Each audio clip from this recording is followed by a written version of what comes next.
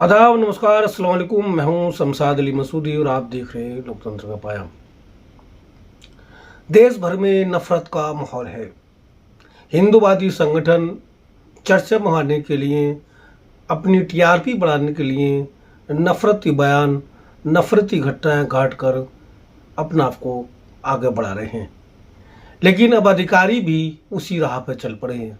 अधिकारी भी इस तरह के बयान देकर अपने आप को वायरल करने की कोशिश कर रहे हैं।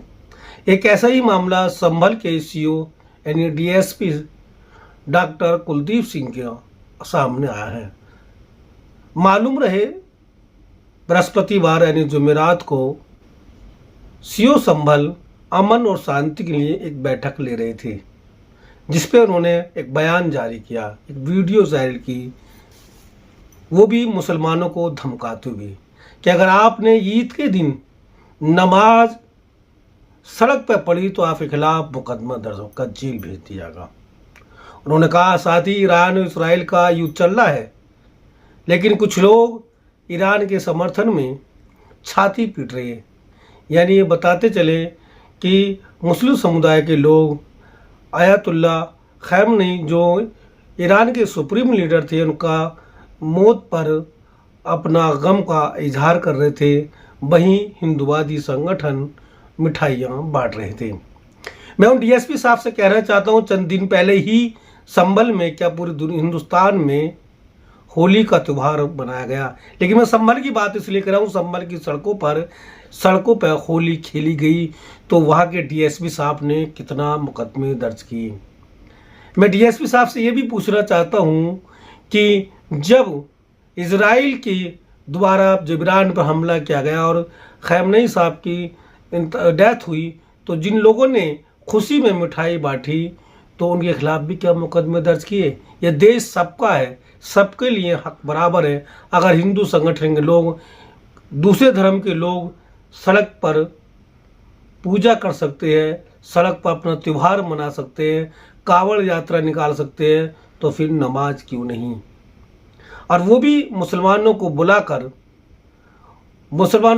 एक सीओ कह रहे हैं कि अगर किसी एक व्यक्ति ने भी सड़क पर नमाज पढ़ी तो भले ही हम 1 मिनट कुछ ना कहें, बाद में मुकदमा दर्ज करके जेल भेजने का काम करेंगे। क्या लॉ एंड ऑर्डर सिर्फ मुसलमानों के लिए है? लॉ एंड ऑर्डर की जिम्मेदारी पुलिस की नहीं है?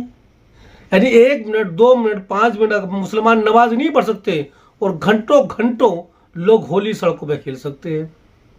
कई महीने रोड बंद हो सकते हैं कावड़ को लेकर, लेकिन मुसलमान नमाज नहीं पढ़ सकते, क्योंकि मुसलमानों के खिलाफ बयान देकर वो सीओ साहब फेमस हो सकते हैं। हालांकि उनके इस बयान के बाद में AIMIM के चीफ असदुद्दीन ओवैसी साहब ने भी अपना बयान दिया। जो इंसानियत के रखवाले हैं, उन्होंने इस बयान को पकड़ा है, लेकिन डीएसपी साहब की तरफ से या उत्तर प्रदेश सरकार की तरफ से अभी तक इसकी सफाई में कोई बयान नहीं आया। तो आप एक वीडियो देखिए, उसके बाद बताइए क्या सीओ का वो बयान सही था, या होली का हम फुटेज भी दिखाएंगे जिसमें होली खेली जा रही है, उसमें एसपी महोदय साहब भी हैं, क्या वो सही था। अगर होली खेलना सही है, नमाज पढ़ना गलत है, क्या मानते हैं आप? इस खबर पर ज़रूर बताएं। और अगर हमारे आप पेज पे, यूट्यूब चैनल पे या इंस्टाग्राम पे नए हैं तो फॉलो, लाइक करना ना भूलें। बहुत बहुत शुक्रिया। एक सिंगल आदमी भी मस्जिद के बाहर नमाज पढ़ता हुआ नजर नहीं आता। ये बिल्कुल क्लियर है। होता ये है, जब नमाज का मान लिया टाइम मुकर्रर हुआ 8:30 बजे, आदमी घर से निकलता है 8:25 पे, वो भागा जाता है और उसको लगता है कि मस्जिद जो है फुल हो गई, तो वो जहाँ देखता वहीं अपना बिछा लेता। वो चीज़ कतई बिल्कुल नहीं बर्दाश्त की जाएगी। मुकदमा लिख के उठा के भेज देंगे हम उसको जेल।